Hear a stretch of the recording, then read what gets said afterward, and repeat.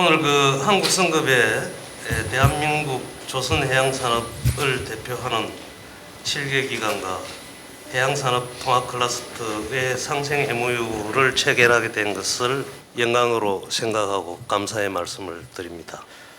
오늘 협약식은 국내 조선해양산업을 대표하는 여러분들과 해양산업 통합 클러스터 맥넷의 상호간 상생 협력을 약속하는 자리임에 의미 있지만 단순 상호간의 이익을 위한 협력뿐 아니라 해양산업 전체의 공익을 위한 협력까지 포함한다는 점에서 더 큰 의미가 있다고 봅니다.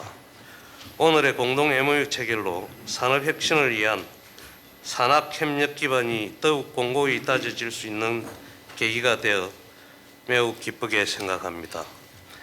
여러분의 적극적인 참여와 성원과 관심에 깊은 감사를 드리며 건승과 행복을 빕니다. 감사합니다. 운영위원이라든지 운영회의 같은 위원회 회의가 있다면 적극적으로 참여를 해서 같이 이렇게 지혜를 모으고 또 힘을 모을 수 있도록 노력하겠습니다. 맥넷 여기 협의회에 참여하게 돼서 기쁘게 생각을 하고요. 우리 P&I 클럽에서도 우리가 할 수 있는 일을 다 해서 맥넷이 잘 발전할 수 있도록 돕겠습니다. 우리 산업계에 또 발전을 위해서 진일보한 그런 플랫폼을 마련해 주셨기 때문에 참 좋은 계기라고 생각을 합니다. 같이 상생하고 협력하는 그런 하나의 기회가 이번 맥넷의 MOU를 체결하는 기회가 아닌가 이런 생각을 합니다. 우리 한국 고유 기술이 세계를 제패할 수 있는데 많이 좀 도와주시기를 바라겠습니다. 저 개인적으로 아니라 한국회사법학회 회원 전체 대표에서 격려와 함께 저희들도 분출 노력하겠다 하는 말씀을 드립니다.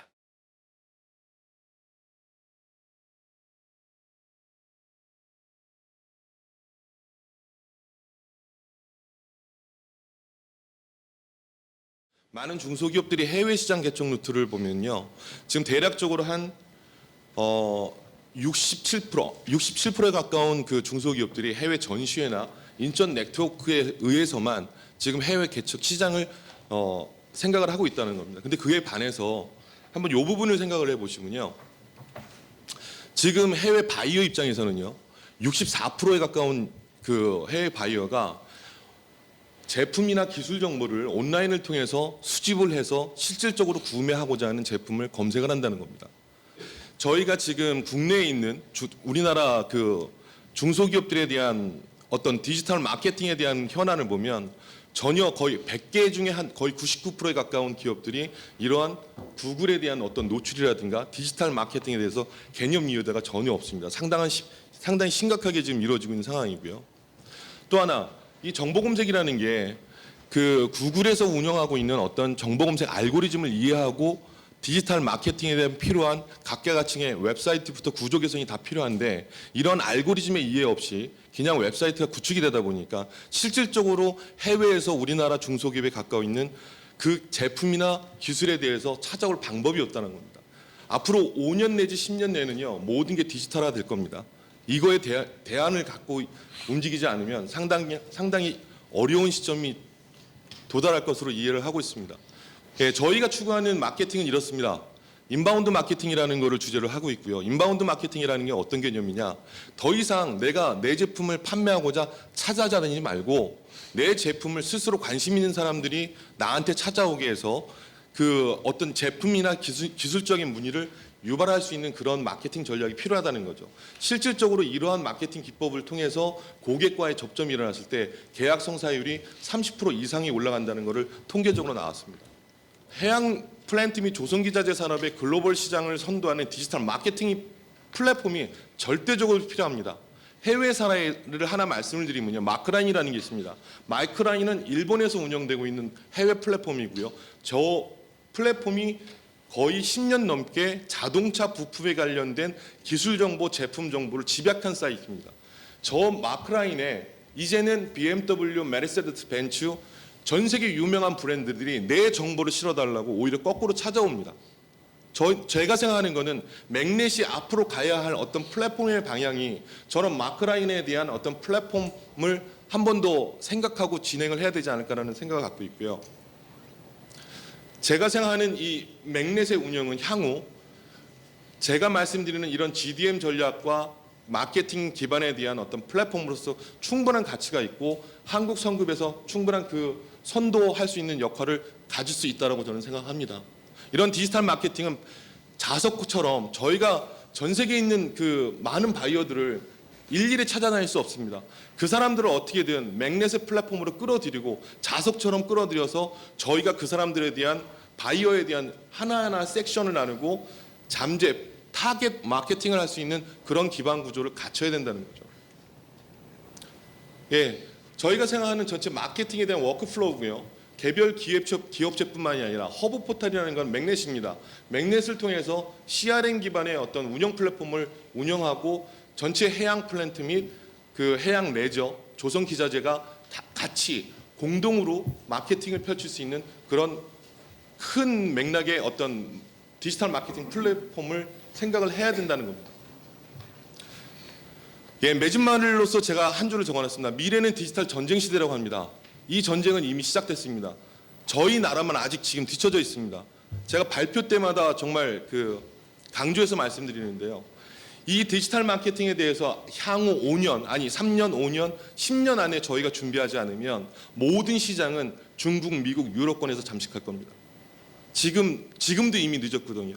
그래서 지금 이런 디지털 마케팅에 대해서 많은 유관기관들에서 좀 관심을 갖고 좀 더 그 폭넓게 이거 진짜 적극적으로 한번 그 진행을 하고자 하는 게 저희 바람입니다.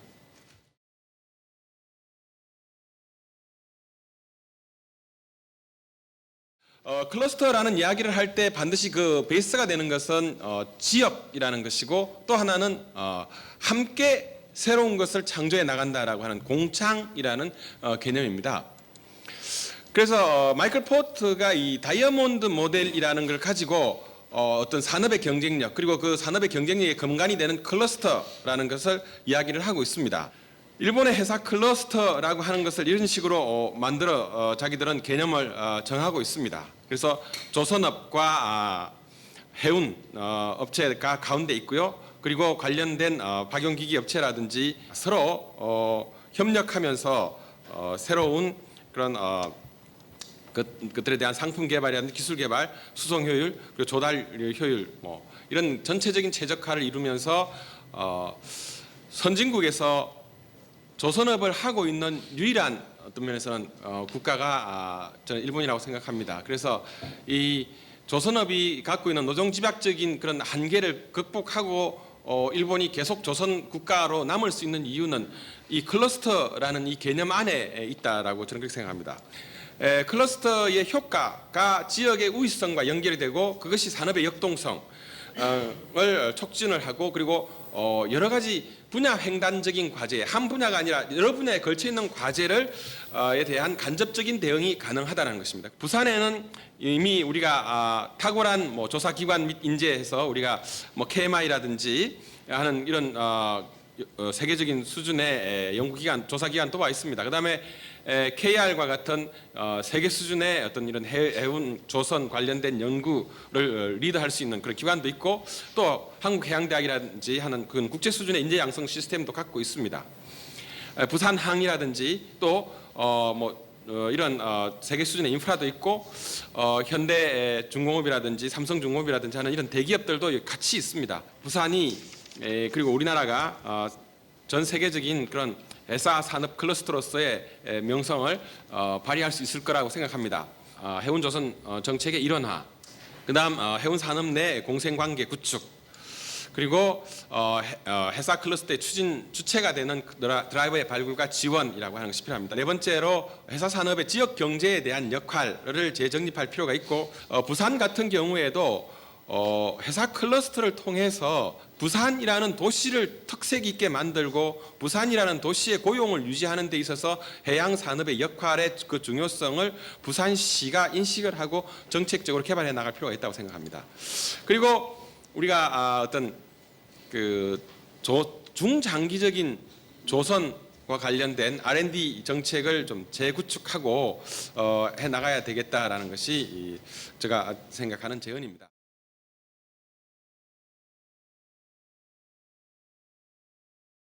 저희 외항 해운들이 지금 갖고 있는 가장 큰 키 이슈는 이 경영 환경 개선하는 데 제일 첫 번째가 있고요. 본격적으로 2020년부터 시작될 글로벌 환경 규제, 여기에 대해서 우리가 과연 이게 부담만 가지고 갈 것이냐, 또 아니면 리더 그룹으로서 앞으로 나갈 수 있는 경쟁력을 확보할 것이냐, 이런 쪽에서 초점을 둬가지고 경쟁력 있는 한국 기업을 만들기 위해서 노력할 예정입니다. 최근 연육연도가 굉장히 많이 건설이 되고 있습니다. 이에 따라서 항로가 폐지되고 있고, 이에 따른 손실보상 근거를 마련을 하고 있습니다.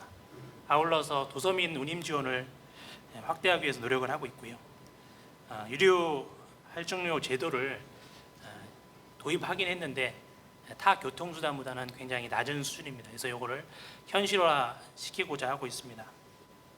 전국적으로는 연안여객선이 우리 철도나 항공 수준에 비해서는 굉장히 서비스 질이 조금 떨어지지만 한 단계 업그레이드 시키기 위해서 업계와 저희 조합이 노력을 하고자 하고 있습니다. 두 번째로 화물선 분야입니다. 선박 현대화 지원을 계속해서 진행을 하고 금융 파트 부분을 개선하도록 하겠습니다. 이 2차 보전 사업으로 인해서 2013년도부터 현재까지 70여 척이 건조가 됐습니다. 이 2차 보전 사업을 조금 더 확대를 할 예정입니다. 그래서 저희가 정부에 계속 건의하고 개선 협의를 하고 있습니다.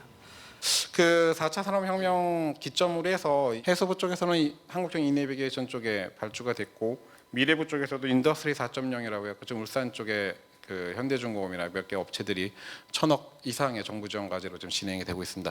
최근에 또 산업부에서도 스마트십을 주제로 해서 예타 사업을 좀 진행하기 위해서 관련 자료들, 관련 전문가들과 함께 논의가 진행되고 있고요. 공적 자금이 투입되고 있는 현대상선에서 대우조선에다가 5척 정도의 VLCC를 발주했지만, 저희 쪽에서는 그런 공적 자금이 투입된 배들에 대해서 관련 그런 배들을 어떤 플랫폼으로 삼아서 이 4차 산업혁명에 대비할 수 있는 빅데이터들을 5년, 10년, 15년, 20년 이렇게 속된 말로 하면 에너지 세이빙 디바이스나 이런 4차 산업혁명의 적용 기술들을 칼질을 해서 그 차 세대에 어떤 선박들이 도출이 될 수 있는지, 그런 빅데이터들을 모을 수 있는 플랫폼들이 이런 클러스터라든지 아니면 정치권에서 좀 이렇게 얘기가 좀 시작이 돼야 되는 시점이 아닌가.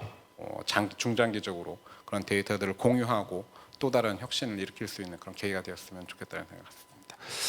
올해는 사실 많이 더 어려워질 거라는 생각으로 우리 업체들이 해외 시장에 좀 시각을 돌리고, 가장 근본적인 문제는 수주 경쟁력을 제고해야 된다. 국내 조선산업은 저희가 어떤 해외 여파로 어쩔 수 없다 하더라도 해외의 어떤 시장 폭을 좀 넓혀보자라는 데 저희가 목표를 가지고, 앞서 보고드린 대로 마케팅 사업, 그리고 조선과 해양 플랜트를 제가 구분하여 지금 지원을 하고 있습니다.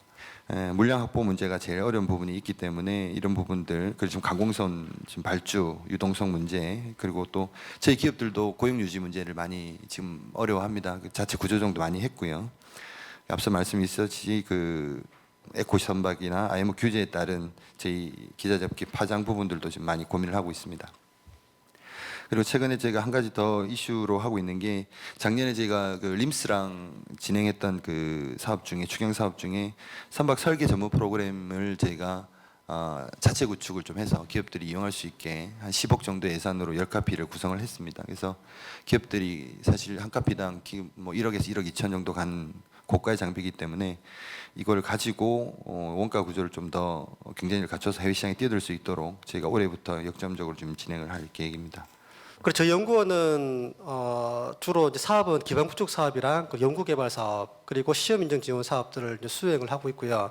최근에 저희가 좀 그 기반 구축 사업을 좀 많이 좀 진행을 하고 있습니다. 보시는 바와 같이 4개 사업이 지금 한 4차년도 진행되는 사업도 있고, 작년에 시작된 사업도 있고요. 그리고 올해 또 신규로 전북 지역본부에서 기반 구축 사업을 하나 수주를 해서 이제 좀 진행을 준비를 좀 하고 있습니다. 그 시험 인증 지원 사업 같은 경우는 아시겠지만 산업이 원체 또 힘들다 보니까 그 시험 수요가 조금 줄어드는 부분들은 있지만, 그럼에도 불구하고 기업들이 필요로 하는 시험들은 계속적으로 지원을 좀 하고 있는 중입니다.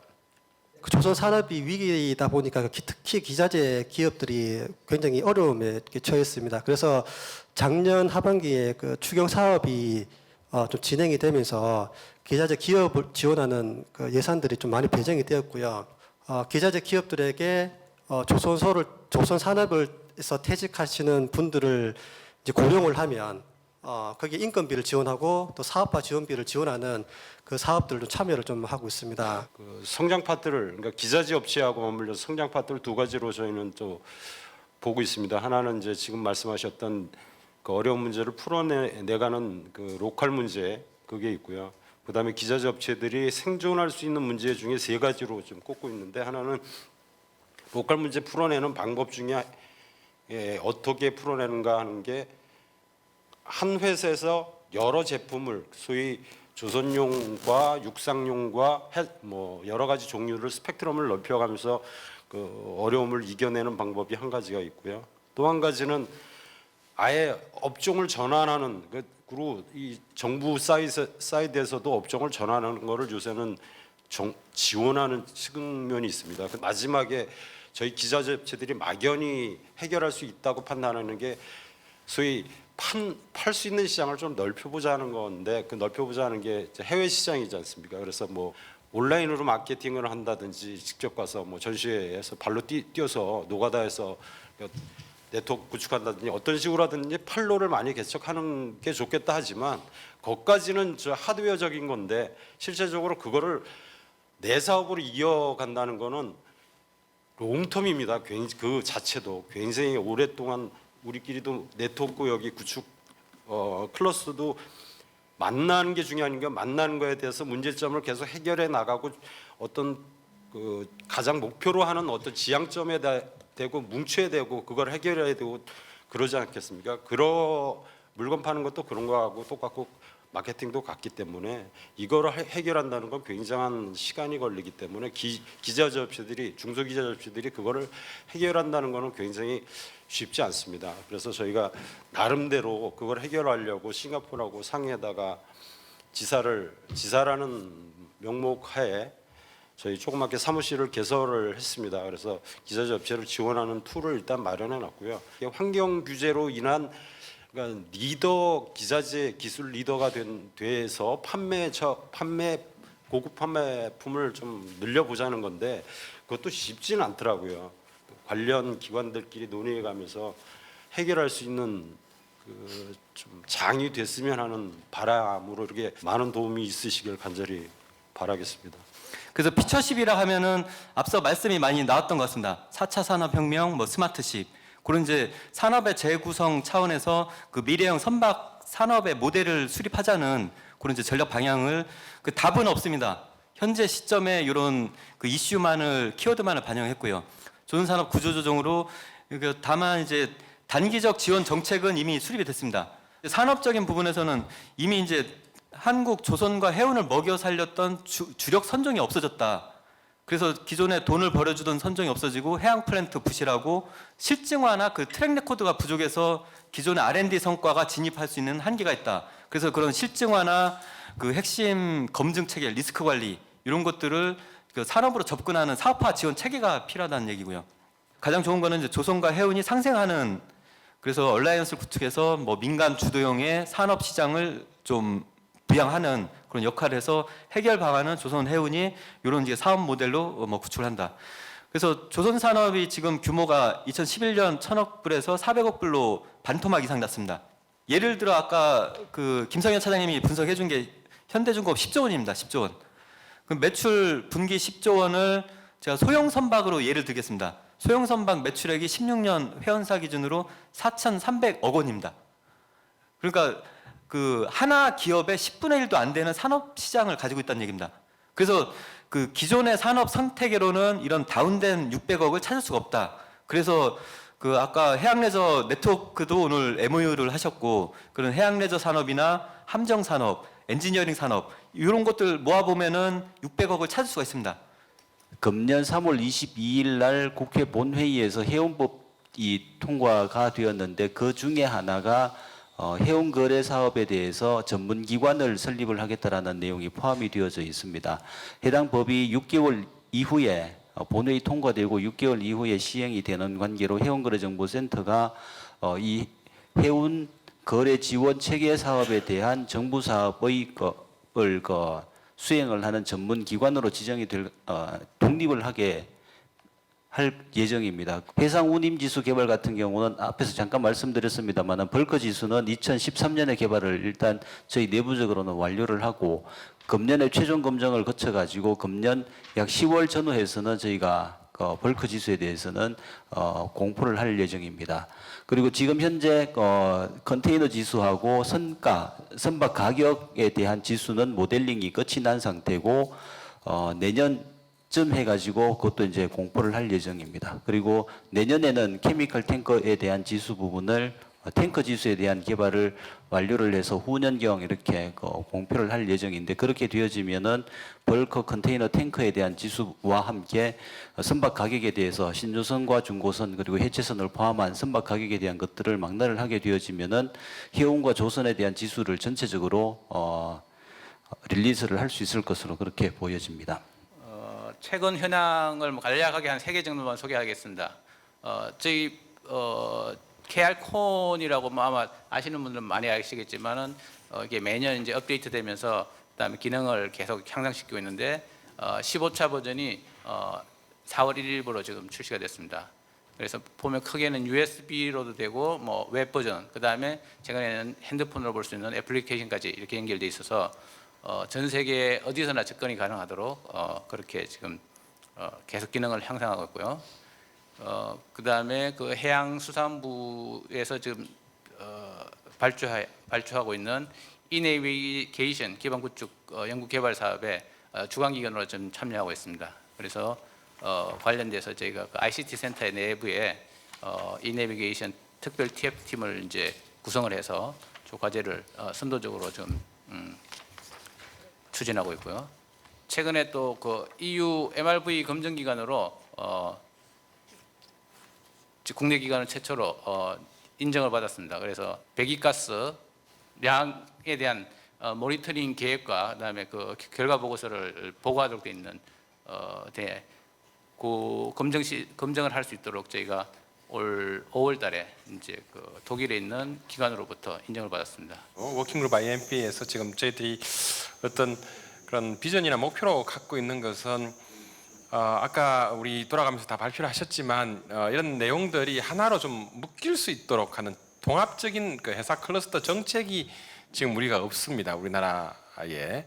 그래서 이런 통합적인 정책을 제시하는 것 그리고 회사 산업 그 자체의 패러다임이 우리는 자꾸 그 어떤 현상을 중심으로 해가지고 미래지향적이지 못한 그런 부분들이 있습니다. 그래서 그런 패러다임을 좀 바꾸는 것 그리고 다른 나라에서 잘 되고 있는 그런 정책들을 좀 제대로 클러스터 정책을 벤치마킹을 해보자라고 하는 것 그리고 해운, 조선, 항만 그리고 지역을 아우르는 분야 횡단적인 회사 정책을 재건하는 것을 저희들이 비전과 목표로 갖고 있습니다. 해운 그 회사 해양 금융에 대한 것들에 대해서 무조건 어떤 하나로 통합하기보다는 물론 선주협회가 이야기하는 선박금융공사도 필요하죠.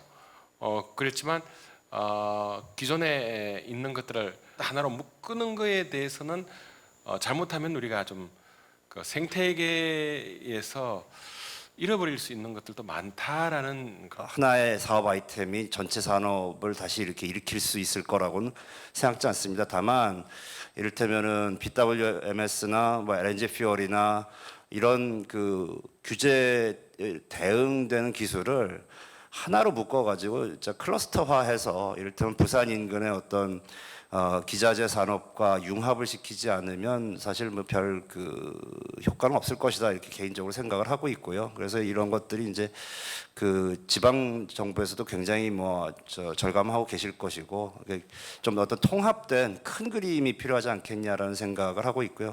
맥넷에서 무엇을 더 어젠다를 개발할 수 있을 것이냐 이런 부분에 우리가 조금 고민을 해야 될 것 같아요. 무엇이 차별점이냐. 그 지방의 어떤 그 산업 생태계, 상생 협력 구조를 사실 새로 만들어내는 그런 쪽을 좀 더 집중해야 되지 않느냐.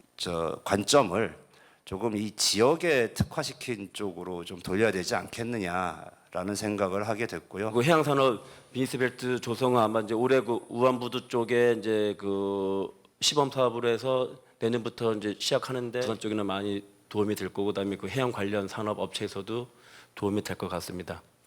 그리고 부산 극지타운 조성은 이제 아직 뭐 그 제2세빙선 그 북극 쪽에 관련된 제2세빙선이 아직 예타가 통과가 안 됐지만, 그게 통과가 되면은 지금 뭐 저 용호동 그쪽에다가 부산시에서 그 제2극지연구소 분원하고 그와 관련된 극지 관련 산업 R&D랑 산업체를 유치하는 쪽으로 해서 좀 이렇게 부지를 계획하고 있습니다. 저희들이 워킹그룹 세이프티에서 하는 것을 다른 방식으로 표현한다면 어떤 제도적인 거, 규정적인 거, 법률적인 거 이런 것들을 이 레귤레터리 프레임워킹을 하는데 우리가 어떻게 인풋을 넣을 것인가 하는 부분이 첫 단계고, 다음은 그것이 완성되고 그게 특히 IMO나 이런 걸 중심으로 완성됐을 때 그걸 어떻게 활용할 것인가, 어떻게 효율적으로 시행을 할 것인가 하는 부분에 초점이 맞춰져 있는 상황으로 그 대상 항목이 안전과 환경이라고 보시면 될 것 같습니다. 그런 의미에서 지금 이제 디지털 선박, 뭐 스마트십 내지는 더 나아가서는 결국은 이제 오토메이션화된 십, 무인화 선박을 목표로 하고 있는, 그리고 이게 EU나 각종 그 큰 업체를 중심으로 드라이브하고 있는 이 소위 무인 선박에 대한 그런 계획들이 실현되기 위해서 필요한 어떤 제도적인 장치들, 법률적 장치들, 안전적 규정에 대한 장치, 환경 규정에 대한 장치 이런 것들을 이제 전체적으로 한번 들여다보려고 현재 계획을 짜고 있고요. 해운선사 한 150개 조사했는데요. 그 중에서 63개 한 40%가 고위험군입니다. 고위험군이라 하면 뭐 자본 잠식되거나 안 그러면 보채비율 1000% 이상이고, 그러면 실제로는 금융 입장에서는 대출을 할 수 없는 사업들인데 그게 한 60% 넘어가기 때문에 저희 희망이 있는 게 그래도 1,500억 이상 중소선사들 보면요, 최근에는 부도율도 거의 없고 잘 나가고 있거든요. 근데 해운선사 전체의 금융 지원이 아닌 조금 더 부분별로 잘 된 애들은 잘 될 수 있는 부분을 차별할 수 있는 한 정책 방향을 좀 연구를 해볼까 하고요. 이제 친환경 선박, 이제 에코 선박, 이제 관련된 이제 여러 가지 기술들이 있는데 그것들을 그런 복합 소재라는 거를 이제 선체에 적용하고 여러 가지의 의장품에 적용해서 이제 그린십, 에코십을 좀 기술을 높일 수 있는 그것에 관련된 그런 논의가 이루어지는 이제 그룹이라고 하실 수 있겠습니다. 과연 어떻게 하면 컴포짓을 적용하기에 가장 중요한 아이템인가, 우선순위가 있는 아이템이 어떤 것인지를 먼저 도출을 하고 이제 여러 가지 저희 이제 그 컴포짓의 이제 기술을 회의를 통해서 이제 그거를 하기 위한 이제 본격적인 이제 세부적인 내부 방안을 정립하는 게 주요 목적입니다. 대형 조선소 같은 경우에는 상당히 지금 활발하게 연구해가지고 각자 다들 특성 있는 에너지 세이빙 디바이스를 지금 붙이고 있고요. 그래서 그런 것들 자체적인 거에 대한 연구 이런 것도 있지만, 지금 저희 계속 얘기가 나온 것처럼 컴포지트 그룹이라든지 이런 데하고 같이 연계를 해서 좀 더 어드밴스된 그런 연구가 될 수가 있고요. 그래서 해운이나 다른 분야의 의견이나 이런 거 피드백을 받아서 우리가 더 개발하거나 실질적으로 프랙티컬리 모디피케이션을 할 수 있는 장점이 있고, 그래서 그와 같은 것들을 통해서 좀 더 하여튼 우리가 차별화가 될 수 있고, 또 한 가지는 아까도 얘기가 나온 얘기죠. 우리 지역적인 특성을 생각해서 중소 선박에서 조금 작은 쪽에 특화되어 있는 그런 쪽으로 좀 가보면 좋지 않겠냐.